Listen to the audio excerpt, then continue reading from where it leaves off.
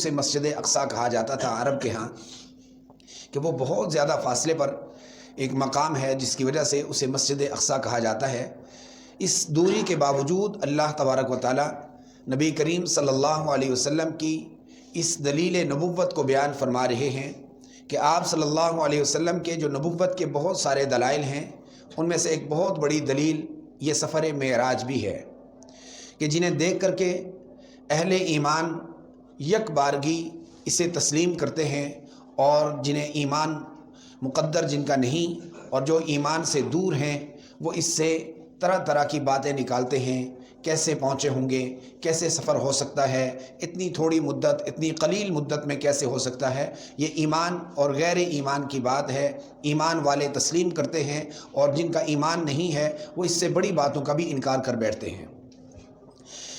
قرآن کریم جن آیات کے ساتھ، جن الفاظ کے ساتھ ان کو شروع کر رہا ہے، فرمایا سبحان الذی اسریٰ بعبدہ لیلا من المسجد الحرام الی المسجد الاقصی۔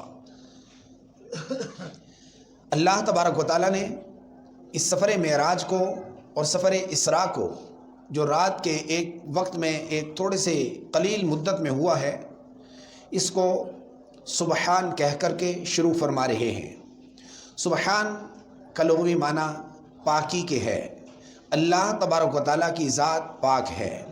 اپنی ذات کی پاکی اس لیے بیان فرمائی کہ کہیں نبی کریم صلی اللہ علیہ وسلم کے اس معجزانہ فعل کو دیکھ کر، ایسے فعل کو کہ یہ لمحات کا فعل، یہ میلوں کا سفر لمحات میں طے ہونا، کہیں ایسا نہ ہو کہ لوگ اس کا انکار کر بیٹھیں۔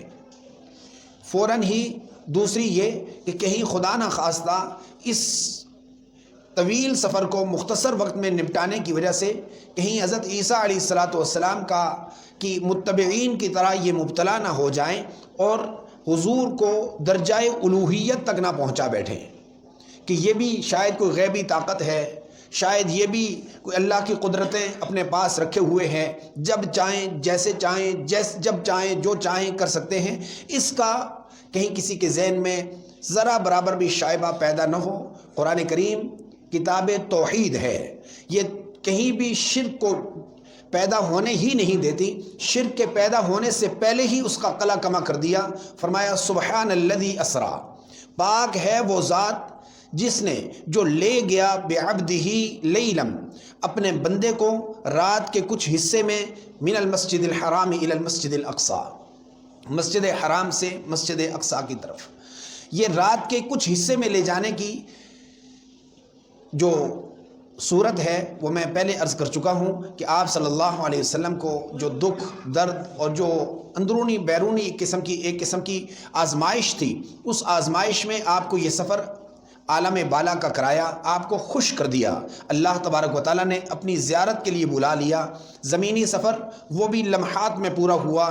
آپ متعدد بار سماعت فرما چکے ہیں کہ پانی ابھی بہہ رہا ہے، دروازہ ابھی ہل رہا ہے، بستر ابھی گرم ہے۔ یہ وہ کیفیات ہیں جو ابھی بیان کی جا رہی ہیں۔ یہ اس میں بھی کمی بیشی ہو سکتی ہے، لیکن حضور نبی کریم صلی اللہ علیہ وسلم کے اس سفر میں ذرہ برابر بھی انکار کی گنجائش نہیں۔ آپ صلی اللہ علیہ وسلم یہاں سے مسجد حرام سے مسجد اقصیٰ کی طرف تشریف لے جانے کے لیے براق پر سوار کیے گئے۔ براق ایک جانور ہے، جنتی جانور ہے، اور اس جنتی جانور کی جو جسامت ہے وہ عام گھوڑے سے قدرے پست اور عام جو گدھا ہے اس سے اوپر ہے، درمیانی سطح کا یہ جانور ہے۔ آپ صلی اللہ علیہ وسلم کے لیے منگوایا گیا۔ روایات میں لکھا ہے جہاں نظر پڑتی وہاں اس کے قدم پڑتے، جہاں جس جگہ اس کی نظر ہوتی اس جگہ اس کے قدم پہنچ جاتے، اور لمحات میں اس نے وہاں پر پہنچایا۔ جو ہی وہاں پر پہنچے تو دیکھتے کیا ہیں، مسجد حرام جو آج بھی غیروں کے قبضہ تسلط میں ہے، اس میں صفیں بندی ہوئی ہیں۔ انبیاء علیہ الصلوات والسلام سارے کے سارے صف در صف انتظار میں ہیں نماز کے لیے، اللہ کے ذکر کے لیے۔ وہ نماز اور وہ ذکر کیا ہے؟ وہ اللہ کی یاد میں سارے انبیاء کی امامت کرانا مقصود تھی۔ آپ صلی اللہ علیہ وسلم صف میں پہنچے، ابھی انتظار ہے۔ اذان کہنے والے نے اذان کہی کہ کون امامت کرائے گا؟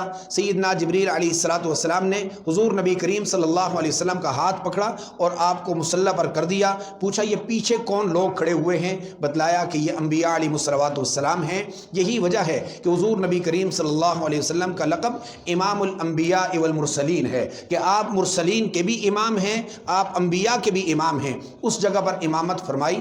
امامت کے بعد آپ کا معراج کا سفر شروع ہوا۔ یہ اسراء تھا، رات کا یہ زمینی سفر اسراء کہلاتا ہے، اور وہاں سے معراج شروع ہوا۔ اور معراج میں آپ صلی اللہ علیہ وسلم کو ایک زینہ پر، ایک سیڑھی پر ایسا سوار کیا گیا کہ وہ پہلے آسمان، دوسرے آسمان، تیسرے آسمان، پہلے آسمان پر جناب سیدنا آدم علیہ الصلوۃ والسلام سے، دوسرے پر سیدنا عیسیٰ علیہ الصلوۃ والسلام سے، تیسرے پر سیدنا یحییٰ علیہ الصلوۃ والسلام سے، چوتھے پر سیدنا ادریس علیہ الصلوۃ والسلام سے، پانچویں پر سیدنا ابراہیم علیہ الصلوۃ والسلام سے، اور چھٹے پر سیدنا سیدنا موسیٰ علیہ الصلوۃ والسلام سے ملاقات ہوئی، اور اللہ تبارک و تعالیٰ کی ملاقات کے لیے وہاں پر اوپر تشریف لے گئے۔ یہ سفر معراج پر جن جن انبیاء سے ملاقات ہوتی چلی گئی، ہر نبی آپ صلی اللہ علیہ وسلم کے استقبال کے لیے پہلے سے تیار، اور بتلایا جاتا رہا کہ یہ آخری نبی، آخری امت کے آخری نبی ہیں، یہ امت کے آخری نبی ہیں، امام الانبیاء ہیں،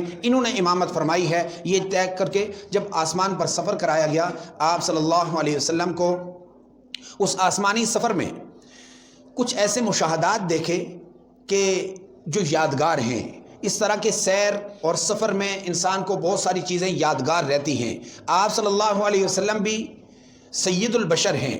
یہاں سے آسمانوں کا سفر، زمینوں کی تنگیاں، زمین والوں کی تنگیاں اور یہاں کی اذیتیں اور تکلیفیں برداشت کرنے کے بعد اتنی پرفضا ایریا میں سفر کرنا، اور کتنی یادیں ہوں گی۔ آپ صلی اللہ علیہ وسلم نے ملائکہ کرام کو جب دیکھا، وہ کبھی رکوع میں ہیں، کبھی قیام میں ہیں، کبھی سجدے میں ہیں، کبھی تشہد میں بیٹھے ہوئے، آپ صلی اللہ علیہ وسلم دل سے ان کا نظارہ کر رہے، آنکھوں سے ان کا نظارہ کر رہے، جس کو جس حالت میں دیکھا وہ ساری حالتیں کیچ ہوتی چلی گئی۔ جیسے ہمارے ہاں اب تو آسانی ہو گئی، کوئی منظر پیش سامنے اچھا لگتا ہے، اس کا عکس لے لیا جاتا ہے۔ حضور صلی اللہ علیہ وسلم نے ان سارے مناظر کا اپنے دل سے عکس لیا، اللہ تبارک و تعالیٰ کو بیان فرمایا۔ یہ صورتیں بہت اچھی لگی ہیں۔ آپ صلی اللہ علیہ وسلم کی اس انداز کو دیکھ کر کے اللہ تبارک و تعالیٰ نے ہمارے لیے ایک تحفہ بھیجا، اور وہ پورا البم بھیجا، پورا البم بنا کر بھیجا، کہ اگر اس صورت کو جو اپنے حبیب صلی اللہ علیہ وسلم کی